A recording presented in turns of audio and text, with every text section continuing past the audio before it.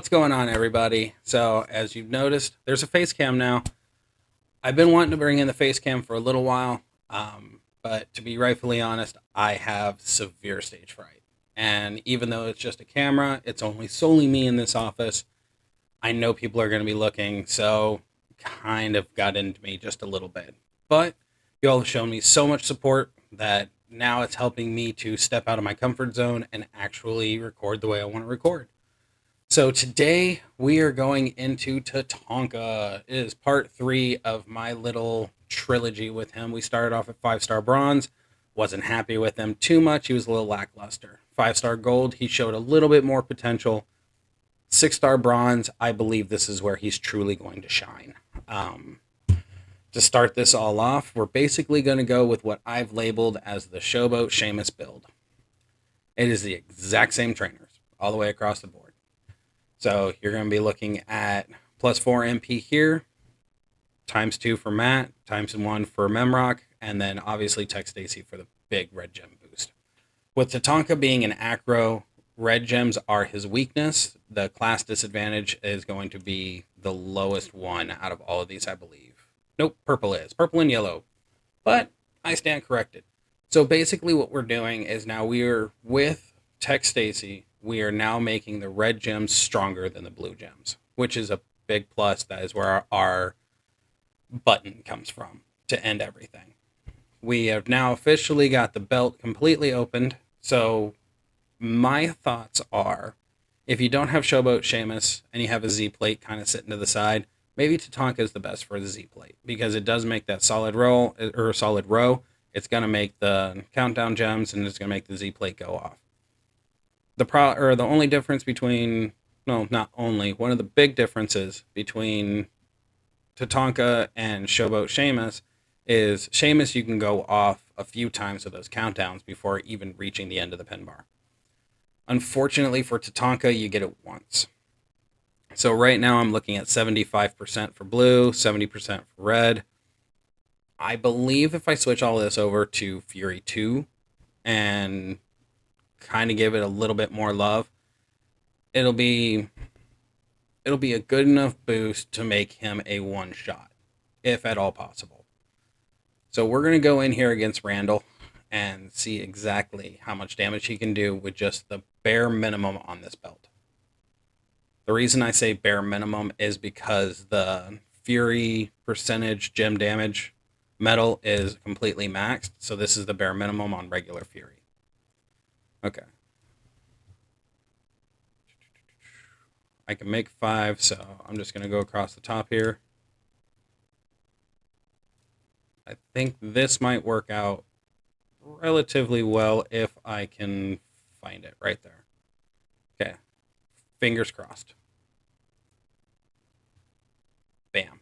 All that goes off. Now let's see exactly what this damage looks like.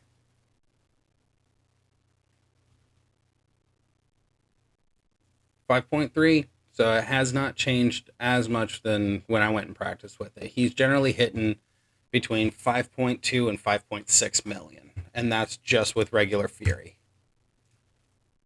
Now, unlike the Sheamus video, I'm not really going to go into too much on this trainer portion. This right here is the main way to run this. You can try and go with something different, but ultimately all you're going to get out of all of this is basically a 5-star gold sweeper. So what I really wanted to do with this video is kind of focus the black a little bit. I'm still not sold on this nice veg chop.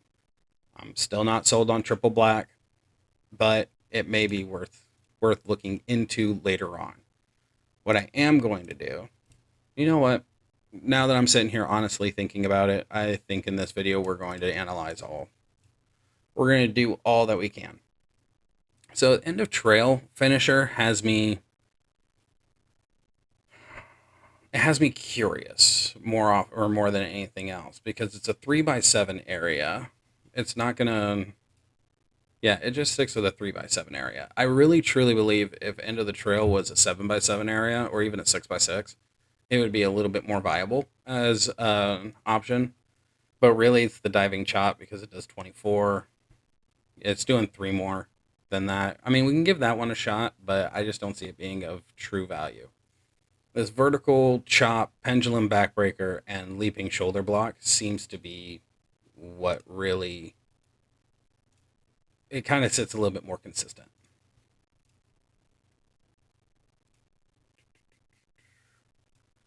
So during this particular video, it's going to be a little bit longer. It may actually be about the same. Nope, I did not want red. I got distracted. I distracted myself. During this video, it's going to be a little bit longer because I want to try out a couple of different things with him. Where are you, Nakamura? There you are. See, Nakamura is another one I need to take up.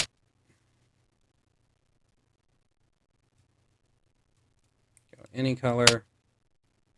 And this is going to be color turn. So if I remember correctly, that's going to be Brett. Did I skip him? Nope. Color turn gems do 50% more. It's grayed out, but I really think it actually does something. So that's what we're going to try and find out. All right, let's give this the old college try here. I've seen a lot of people, not a lot, but some people actually say this is the one that really holds the most water, and that may very well be the case, which I kind of hope it is. Now, I would normally say, this is one of those builds where it's like, the drip plate's what's going to make it better. It's not.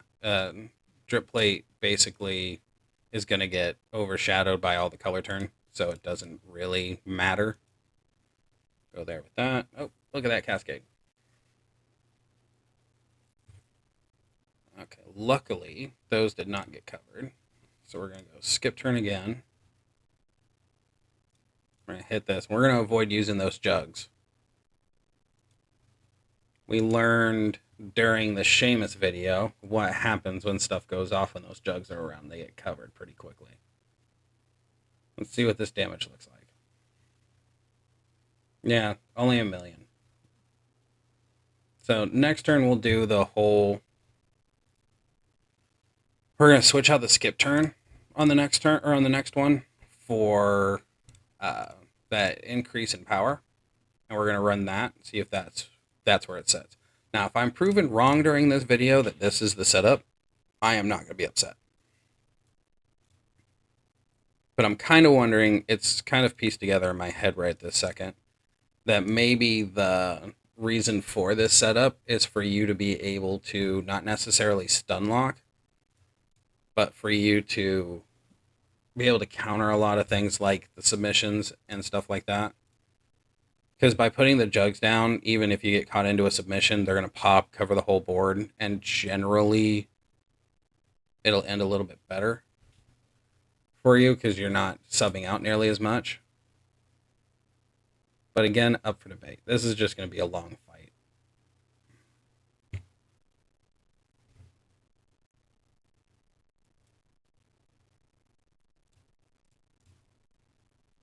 It's just a lot of clicking. I don't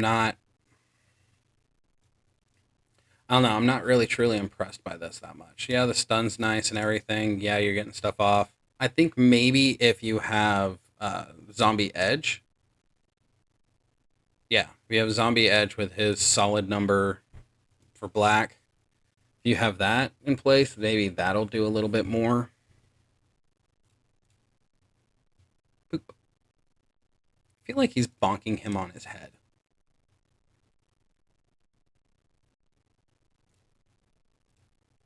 It's right there. The last jugs aren't going to do anything. I noticed that with that last one. They popped, but nothing really came of it.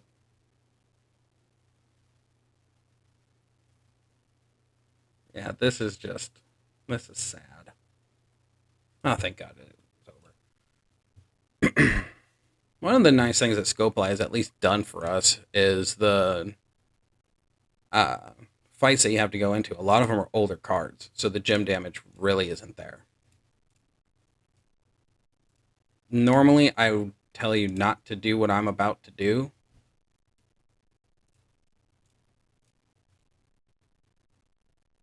Bam. Yeah. Don't do that. But for training purposes and to try and understand what the damage looks like, it makes the most sense to me. Did that say only for one turn? Okay, 2 turns. Fantastic. Okay, so we'll go here.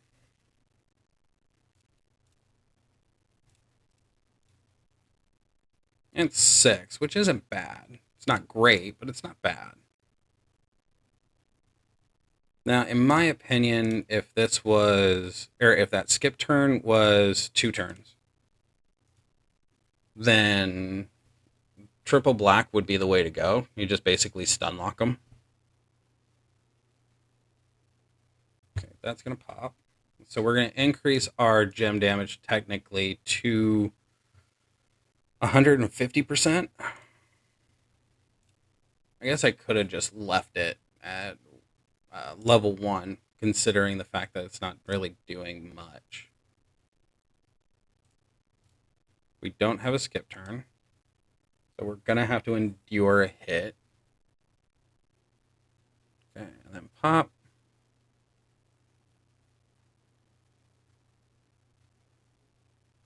Yeah, I'm just not seeing the value. But we're going to try triple black next and see what comes of that. I think that one's going to be severely board dependent. I think it's going to be a lot harder to navigate.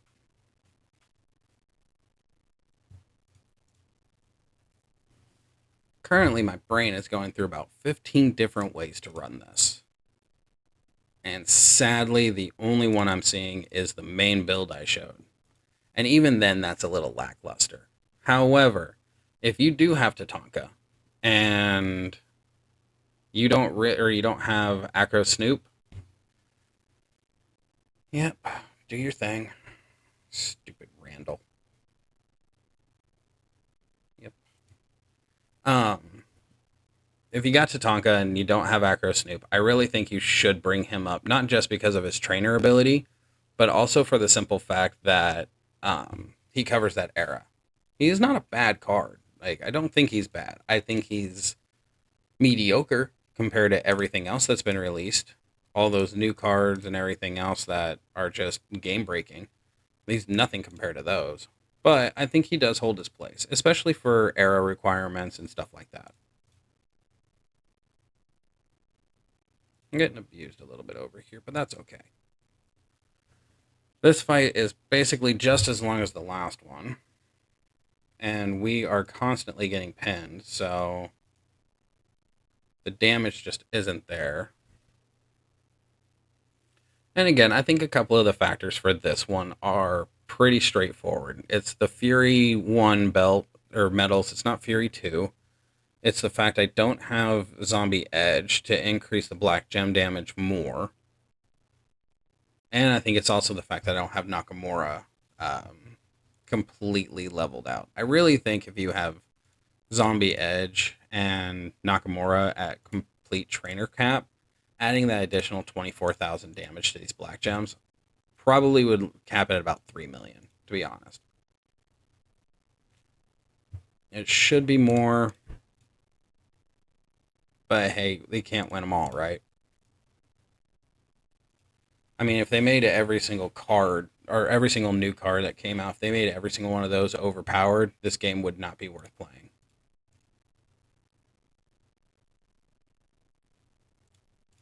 I think it'd probably still be worth playing, just not nearly as fun.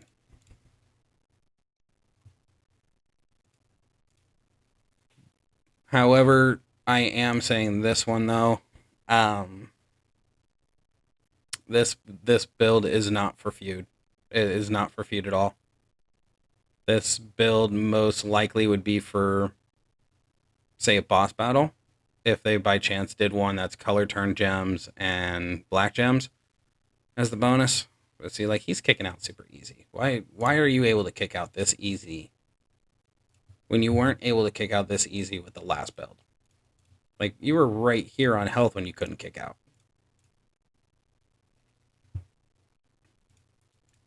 making me question a lot of things here, Randall.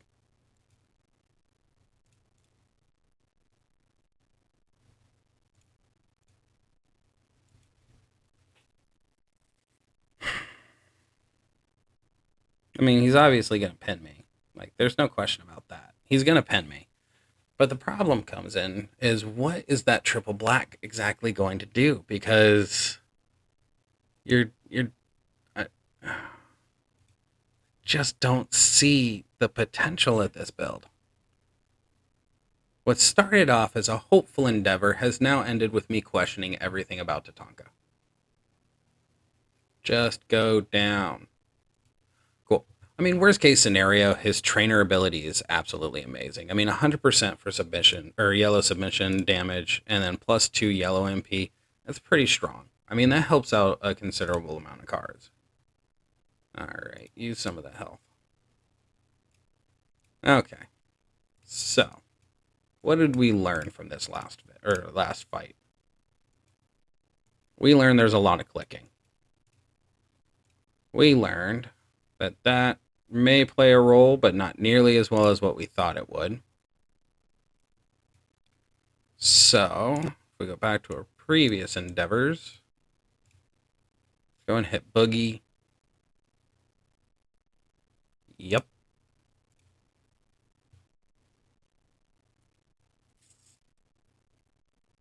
Yeah, you guys, I'm trying very hard to see how this is gonna play out, and I just see us getting kind of ran over a little bit.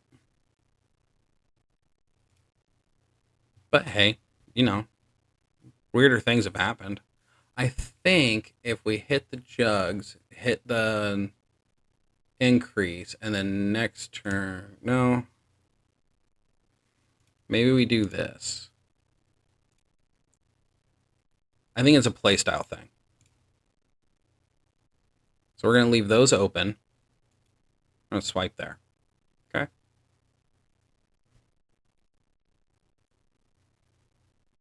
Which in turn means these go off, color turn hits. Okay. So then we're going to hit here. We're going to take up these two that don't have the color turn.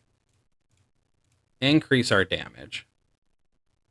Maybe we should have increased our damage the last turn when we had black on the board. Oh well. Well, that worked out nicely. Go there. Go there. Hits that. Goes kaboom. 1.8. I mean, again, I'm still not sold. Still not sold. But what we'll do is we'll go there. We'll hit that. Leave the skip turn. Take that down. And then what we'll do, we'll go here. Hit that. Increase the black gem again. Hit our skip turn. Then we'll swipey. Now let's see what happens.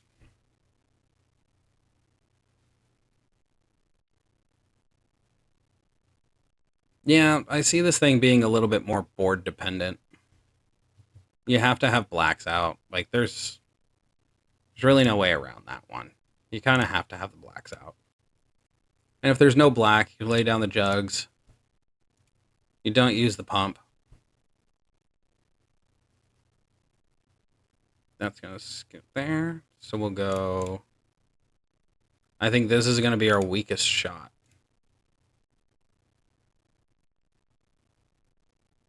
So, there, I guess. I've gone into focus mode. Yep, weakest shot.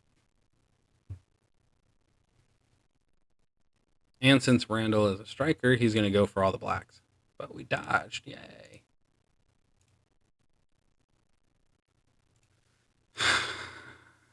I think we're going to have to go into the other one. To be rightfully honest, I think that's what we're going to have to do. I think what we need to do is we need to really analyze that first build a little bit more. This is just so weak. Again, it could be my trainers. It could be the way I'm playing. It could be the metals. I mean, it could be a lot of things. But like, here's where the big problem lies. We're going to kick out, then that's going to trigger again. Beautiful. So absolutely nothing came from that. He's going to kick out easily. Just making me question everything here, Tatanka. I talked you up, bro.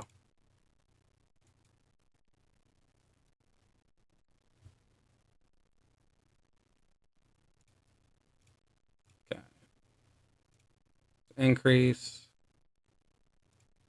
Skip turn. Go there. All right. Let's see how this one pans out. Yeah, it just seems to be getting weaker and weaker and weaker because the options are becoming so limited. And the fact that all of those blacks that were just right there got changed, I'm not liking this. I don't like this at all. I wish I could say that there was some viability to it, but there's not. It's just trash.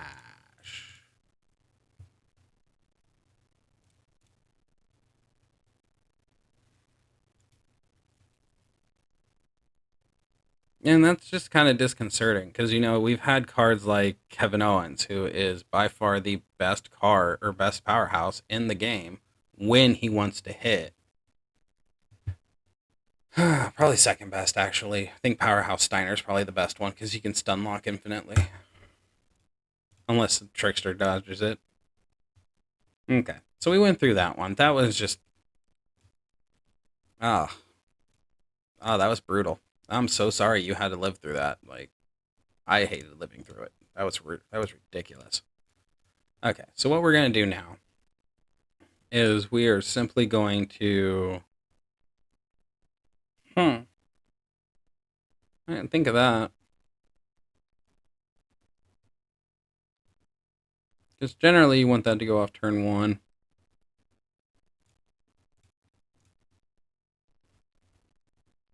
No, my idea is shoddy at best. Okay, so we're going to go back to our original build.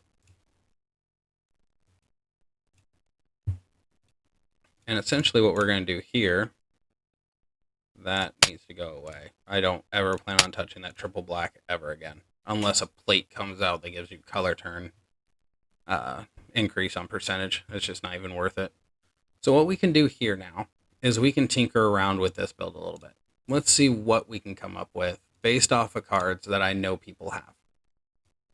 So you have your common ones like Valor here.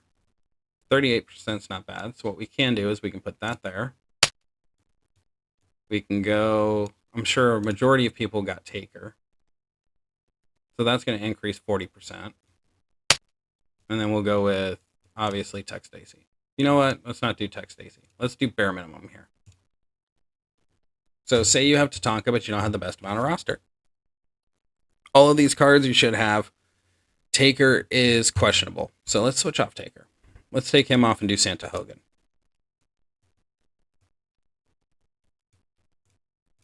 This right here. Okay.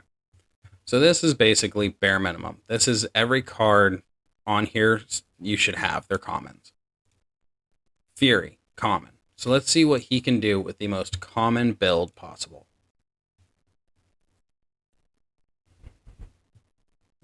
Because, if you got Tatanka, then that means you did relatively well during the event.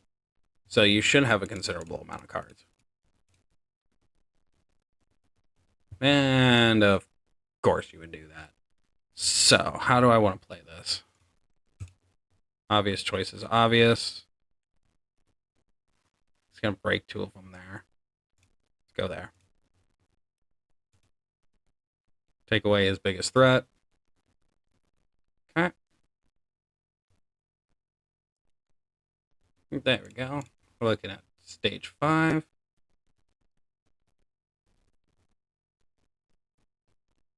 You know, 2.4 is not bad. Still viable.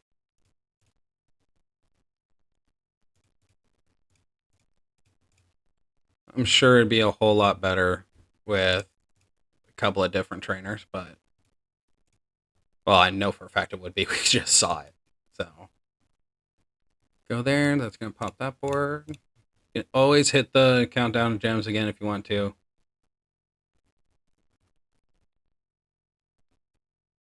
Yeah, 2.3.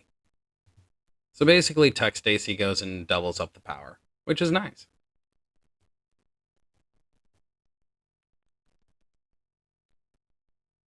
Now, this is opening up doors for something I really wanted to try to begin with. I want to do double countdown. So if you're lucky enough to hit double countdown, it's going to look similar to this. Go and drop that there. Just to make sure we don't get a double. There we go. Hit the countdowns again.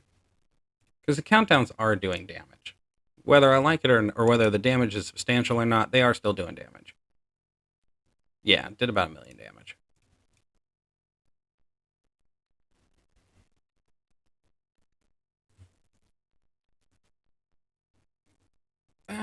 I don't hate it. I wish it was a little faster. But as you can tell, even with the most common things, it can still win. Whether it's going to be super effective. This is just against a Randy, though. If it's against a top tier card, I don't like his odds. I like his odds as a 5-star gold sweeper. Now, in feuds and stuff like that, having a 5-star gold sweeper is not necessarily a bad thing. This is the last thing I wanted to try. Going still common, but we're using Tech Stacy. See how big of a role she actually plays here. This will be the last fight.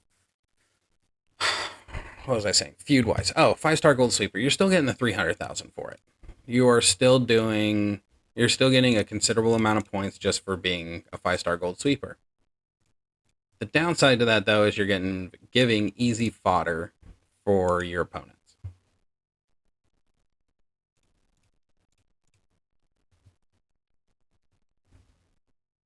And let's see. The anticipation. It is killing me. Yeah, 3 million's not bad. She added about 1 million. That's not bad at all. I'm not upset. I could be, but I'm not. Let's see what this turn 2 looks like, because that actually went very well.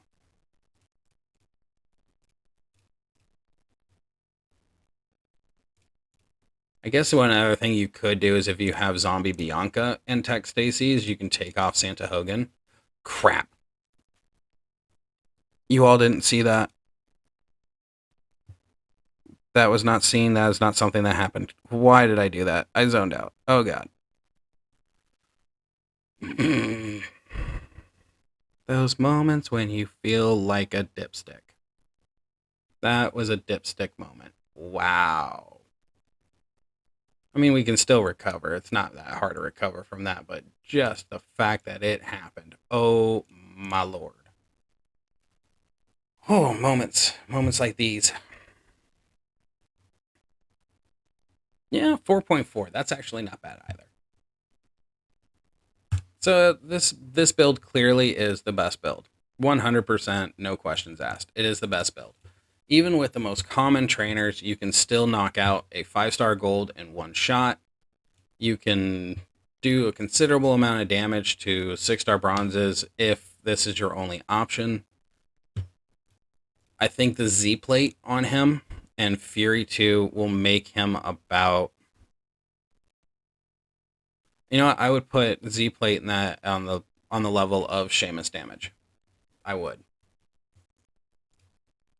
So, with all that being said, this is 30 minutes. So, all of that being said, what I truly think is the general consensus for this would be go this build. If you have Matt, that's fantastic. If you have Zombie Bianca, you can always throw her in the mix.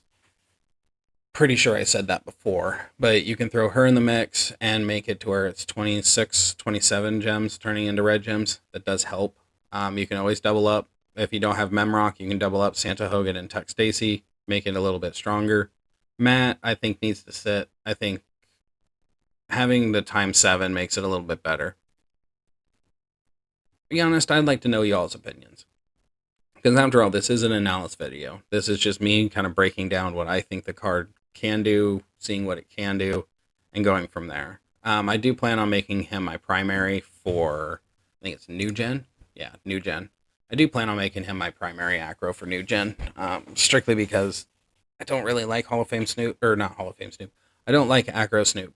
The reason I don't like acro Snoop is the animations take too long. He's he's a build up kind of card. I know a lot of people like him, and it's a to each their own kind of thing. But I do believe Tatanka outdoes him in a few fashions, especially on animation speed. So, with all that being said, thank you again for stopping by. Let me know in the comments what you think about it. And as always, like, share, subscribe, hit that bell for notifications when I bring out new videos. And we'll see you in the next one.